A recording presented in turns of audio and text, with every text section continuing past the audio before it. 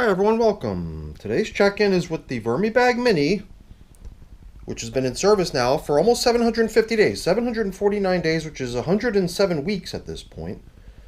It wasn't too long ago that we just passed day 730, which was the system's 2 years in service, even though I completely missed that day. We came in on day 735, and we kind of did a belated anniversary, 2-year anniversary recognition for this system. They got their 60th feeding last time, 2 weeks ago, and something they were fed a much longer time ago was the pumpkin stem that's been in here for now almost 850 days. And the reason the age of the pumpkin stem that we're going to bump into outdates the age of the system itself is because the pumpkin stem accompanied the worms from their old home to be continued here.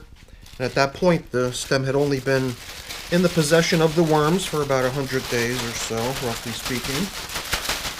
I think that's a clear testament to show that pumpkin stems take a long time to break down. So, summertime is the time when watermelon is making an appearance in the worm bins pretty frequently. Coffee, on the other hand, is pretty much a daily thing. And I've got this really ultra, super, incredibly, wow, moldy bread, which I keep walking past in the kitchen. Oh, and there's finally, the return of worm chow, something that I've not had around here for so long.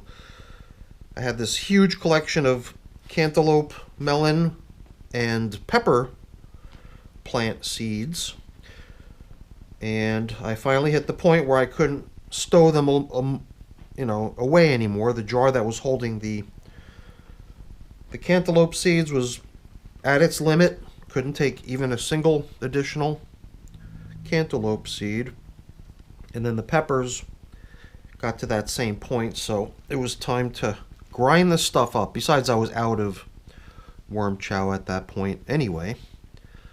So, down here in the feeding zone, we'll do a little worm spotting. I guess I'm in the mood to do some worm spotting. Let's check these little guys out for a second or two.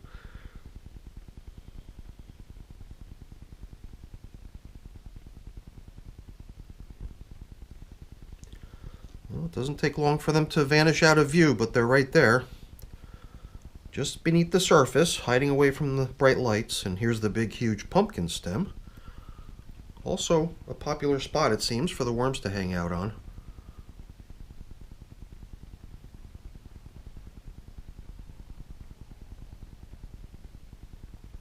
I always take care not to damage this thing, but every now and then I'm rough with it, and I believe it was during the last check-in even, or maybe the check-in right before that, where I accidentally took a little chunk out of the top of it right over here.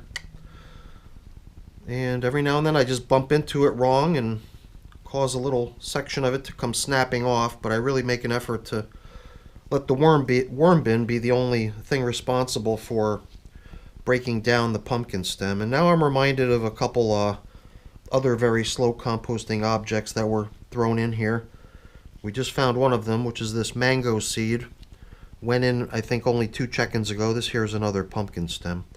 This pumpkin stem, on the other hand, I'm not tracking the age of and not interested in even knowing how long it's ever going to take, because it's one that I am trying to help along. And here's the other mango seed. I knew there were 2 of them. The first one we pulled out had a lot of worms on it. This one a little bit deeper, doesn't have as many, but there's a few on it. Other than that, though, other than those super slow composting objects we bumped into, I don't think we're finding a whole lot of what we gave them previously. I mean, I didn't really even take too much time to see what was that we fed last time. I just sort of burned through the video, see if there was anything that stood out. Oh, okay, I think these might be chunks of potato or something that I felt like I had possibly not left in the freezer for long enough time to become truly frozen, so that they really kick into high gear when it comes to the breakdown process. So I suspected that those things would stick around for some time. And it is kind of nice to be able to see them getting brittle enough that I can start chipping them away, and more important, it's nice to see that they're not attempting to grow. That was the first thing that worried me, was because here's some more of it. If you put potato into a worm bin that really wants to grow, it will. And you know, something about its texture, its consistency, even makes me question it at this point whether it's even potato. Maybe it's something else. You know, I get a lot of stuff contributed to the worm menu around here from my mom, and I don't always know what everything is. So sometimes things are a mystery. Other times it's stuff that I myself put away into the freezer, but so much time has passed. And the freezer has taken such a ravaging toll on the appearance of whatever it was that I can't even recognize what I put in there. So I think we sort of went a little bit deeper here than we normally would. Not sure why. I guess I got a little bit caught up there and gawking at worms and playing with their leftovers. But yeah, not too much leftovers at all as far as I can tell. You know, I thought I noticed a couple flying insects, so I wanted to just grab this Mosquito Dunks and throw some of it in here before I forget. I have this tendency to forget, and something like that I'd really just prefer to do it right away as I'm thinking about it before I forget. So let's proceed to giving them a nice meal. Today's bedding is going to be leaves. So, we'll give them a nice generous portion, I suppose, as a foundation for the feeding. Stuff's going in dry, but, you know, if you look at all the moisture locked away in this watermelon rind, you wouldn't worry too much. So let's get these chunks of bread in here. Yeah, I told you. Didn't I?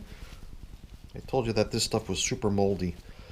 And, you know, usually I'll always want to make sure that before I put bread into one of my worm bins that I dampen it first. But I think this is actually an exception where we don't have to sweat it. So I've got a feeling that as this watermelon begins to thaw out here, it's going to dump out a ton of moisture, more than the bread needs, I believe, to get thoroughly soaked and enabling the worms to have at it. Otherwise, somehow the bread will just sit there and become super moldy, and the mold will eventually take care of this stuff. And then in time, I suppose, the worms too will approach and help out. But it really does seem to increase the pace at which stuff goes if it's nice and damp. Dry bread just seems like it's going to go nowhere, or at least that's been my experience. It's pretty nice feeding, you know. I'm tempted just to grab a little bit more leafy matter, just as a little bit of a top coating. I don't know, I always feel compelled to remove these little sticks. And I think that's going to be their feeding. You saw me sprinkling in my worm chow and grit. The worm chow, I sort of introduced that earlier, but the grit is just pulverized eggshell. You know, some people might use rock dust or sand or other things. Let's not forget, we've got some slow composting objects here too that we almost forgot about. So we'll just stick them right here. I don't think it's all that important that we go to the extra trouble of making sure they're submerged. They'll be just fine there. And that'll be our feeding. And you know, as long as my leaves are here, geez, I can't resist.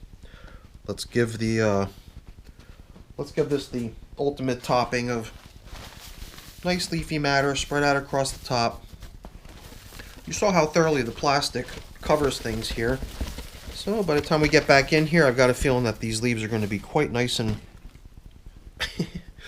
dampened. And then they'll get blended in to the bed afterwards, after we check in next time. So that's it for our check-in now. With the VermiBag Mini, I think doing really nice in here.